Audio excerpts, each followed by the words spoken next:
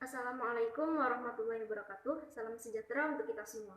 Perkenalkan, nama saya Betsy Duyana Sasungta dengan nomor BP 2011-06-2002. Saya dari jurusan Teknik Sipil, Program Studi D4 Manajemen Rekayasa Konstruksi, dengan dosen pengampu mata kuliah Mekanika Fluida dan Hidrolika, yakni Ibu Hartati dan Bapak Suhendri. Terkait dengan tugas yang telah diberikan oleh Bapak dan Ibu dosen pengampu mata kuliah Mekanika Fluida dan Hidrolika mengenai tekanan hidrostatika. Yang pertama, saya akan membahas mengenai pengertian dari tekanan hidrostatika. Tekanan hidrostatis merupakan tekanan yang diberikan zat cair ke semua arah pada suatu benda akibat adanya gaya gravitasi. Tekanan hidrostatis akan meningkat seiring dengan bertambahnya kedalaman yang diukur dari permukaan zat cair.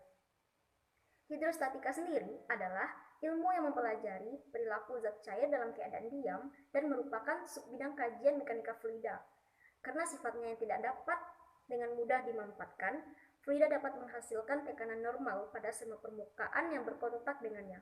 Pada keadaan diam atau yang disebut dengan statik, tekanan tersebut bersifat isotropik, yaitu bekerja dengan besar yang sama ke segala arah. Karakteristik ini membuat fluida dapat mentransmisikan gaya sepanjang sebuah pipa atau tabung, yaitu jika sebuah gaya diberlakukan pada fluida dalam sebuah pipa, maka gaya tersebut akan ditransmisikan hingga ujung pipa. Jika terdapat gaya lawan di ujung pipa yang besarnya tidak sama dengan gaya yang ditransmisikan, maka fluida yang akan bergerak dalam arah yang sesuai dengan arah gaya resultannya. Konsepnya pertama kali diformulasikan dalam bentuk yang agak luas oleh matematikawan dan filsuf Prancis, yakni Blaise Pascal pada tahun 1647 yang kemudian dikenal dengan sebagai hukum Pascal. Hukum ini mempunyai banyak aplikasi penting dalam hidrolika. Galileo Galilei juga adalah merupakan bapak besar dalam hidrostatik.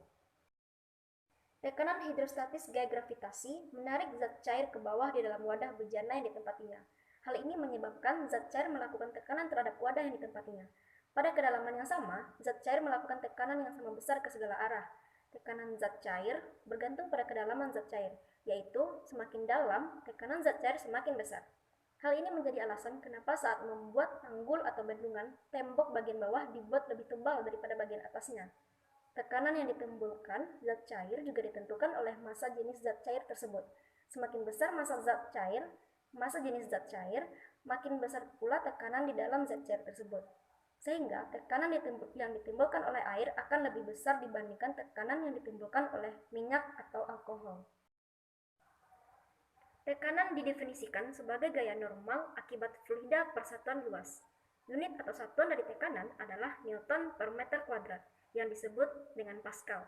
Jika satuan Pascal sangat kecil untuk tekanan yang dijumpai dalam praktek, biasanya digunakan kilopascal atau 1 kilopascal setara dengan 10 pangkat 3 pascal, dan megapascal atau 1 megapascal setara dengan 10 pangkat 6 pascal.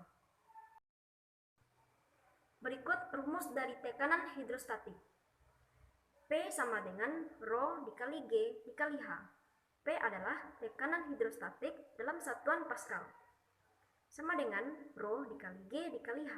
Rho adalah kerapatan fluida dalam satuan kilogram per meter kubik. G adalah percepatan gravitasi dalam satuan meter per detik kuadrat. Sementara H adalah tinggi kolom fluida dalam satuan meter. Selanjutnya, sedikit saya akan membahas mengenai apungan. Sunting sebuah benda padat yang terbenam dalam fluida akan mengalami gaya apung yang besarnya sama dengan berat fluida yang dipindahkan. Hal ini disebabkan oleh tekanan hidrostatik fluida. Sebagai contohnya, sebuah kapal kontainer dapat mengapung sebab gaya beratnya yang diimbangi oleh gaya apung dari air yang dipindahkan. Makin banyak kargo yang dimuat, posisi kapal makin rendah di dalam air, sehingga makin banyak air yang dipindahkan. Dan semakin besar pula gaya apung yang bekerja. Prinsip apungan ini ditemukan oleh Archimedes. Berikut konsep dari tekanan fluida. Tekanan sama dengan gaya dibagi dengan luas. Gaya dalam satuan Newton dan luas dalam satuan meter kuadrat. Juga terdapat rumus lain, yaitu tekanan sama dengan massa dikali gravitasi dibagi dengan luas, atau juga sama dengan Rho dikali volume dikali gravitasi dibagi dengan luas. Tekanan atmosfer. Tekanan pada kedalaman tertentu juga dipengaruhi oleh tekanan atmosfer yang menekan permukaan atas lapisan zat cair, sehingga dapat digunakan untuk mengetahui tekanan total pada kedalaman tertentu dalam zat cair dan dirumuskan sebagai berikut.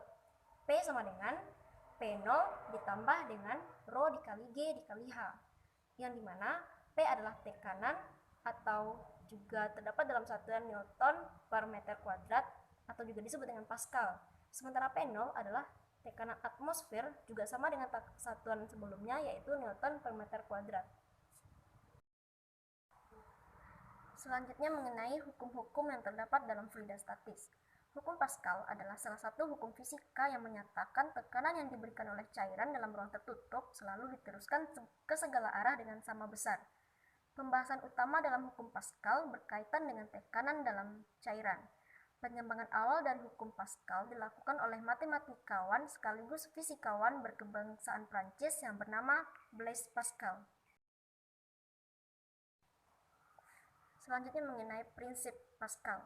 Yang pertama, tekanan yang diberikan pada suatu cairan tertutup akan diteruskan tanpa berkurang ke segala titik dalam fluida dan ke dinding bejana. Yang kedua, tekanan adalah sama di setiap titik pada kedalaman yang sama. Berikut persamaannya. Yang pertama, tekanan 1 sama dengan tekanan 2, yakni seperti rumus sebelumnya, gaya 1 per luas 1 sama dengan gaya 2 per luas 2. Ini juga berlaku untuk jari-jari dan juga untuk diameter, yakni gaya 1 dibagi dengan jari-jari 1 dikuadratkan sama dengan gaya 2 dibagi dengan jari-jari 2 dikuadratkan. Begitu juga untuk kuadrat yang kita gunakan jika untuk diameter. Selanjutnya mengenai hukum Archimedes. Hukum Archimedes berbunyi, setiap benda yang terendam seluruhnya atau sebagian di dalam fluida akan mendapatkan gaya apung dengan arah ke atas yang besarnya sama dengan berat fluida yang dipindahkan oleh benda tersebut.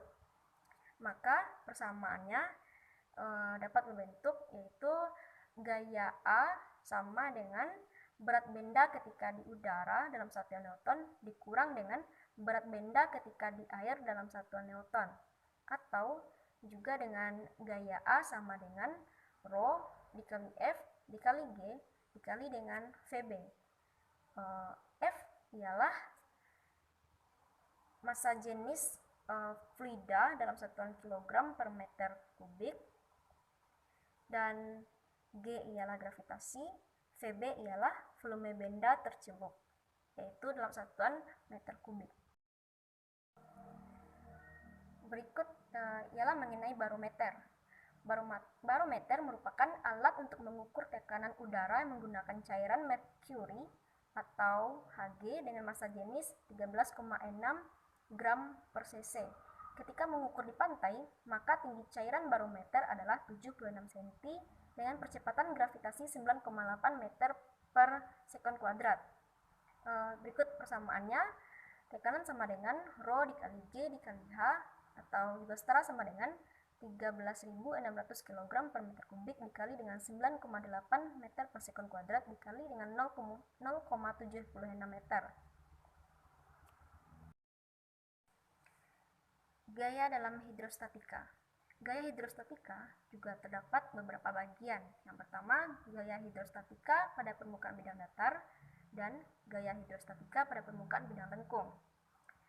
Untuk gaya hidrostatika pada permukaan bidang datar juga terdapat tiga bagian, yaitu pada bidang horizontal, bidang vertikal, bidang miring atau dengan kemiringan theta. Sementara pada gaya hidrostatika pada permukaan bidang lengkung juga terdapat tiga bagian, yaitu gaya hidrostatika horizontal, gaya hidrostatika vertikal, dan yang terakhir gaya hidrostatika resultan. Gaya hidrostatika pada permukaan bidang datar besarnya gaya hidrostatika atau resultan, yaitu gaya hidrostatika resultan pada permukaan sama dengan rapat massa fluida dikali dengan gravitasi dikali dengan kedalaman atau jarak pusat massa atau juga disebut dengan titik berat bidang dihitung dari permukaan fluida dikali dengan luas permukaan bidang atau juga setara sama dengan berat jenis fluida dikali dengan kedalaman atau jarak pusat massa dan dikali dengan luas permukaan bidang. Gaya hidrostatika pada permukaan bidang lengkung.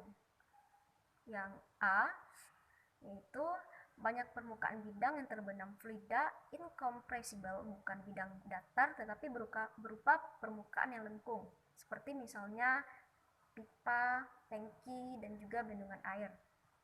B. Gaya hidrostatika fluida resultan pada permukaan bidang lengkung memang dapat ditentukan dengan integral seperti pada permukaan bidang datar, tetapi merupakan proses yang menjemukan karena tidak ada rumus-rumus yang tidak sederhana yang berlaku umum. Oleh karena itu, diperlukan pendekatan alternatif. Selanjutnya untuk poin C, yaitu berdasarkan analisis pada permukaan bidang datar, gaya hidrostatika mempunyai arah tegak lurus bidang datar tersebut. Bagaimanakah kalau bidangnya berbentuk lengkung? Nah, gaya hidrostatik ini pada permukaan bidang lengkung akan banyak jumlahnya dan mempunyai arah yang berbeda-beda. Hal ini merupakan hal yang tidak sederhana. Selanjutnya untuk poin D, yaitu gaya-gaya hidrostatika yang banyak jumlahnya pada permukaan bidang lengkung tersebut akan disederhanakan jumlah dan arahnya. Berikut penganalisisan gaya hidrostatika pada permukaan bidang lengkung. Yang pertama, komponen horizontal gaya hidrostatika. Dengan persamaannya, gaya horizontal sama dengan berat jenis fluida dikali dengan kedalaman dikali dengan luas. Baiklah, sekian pembahasan saya mengenai tekanan hidrostatika, dan mohon maaf untuk semua kekurangan saya dalam penyampaian materi kepada Bapak dan Ibu dosen pengampu mata kuliah Mekanika Fluida dan Hidrolika. Wassalamualaikum warahmatullahi wabarakatuh. Salam sejahtera untuk kita semua.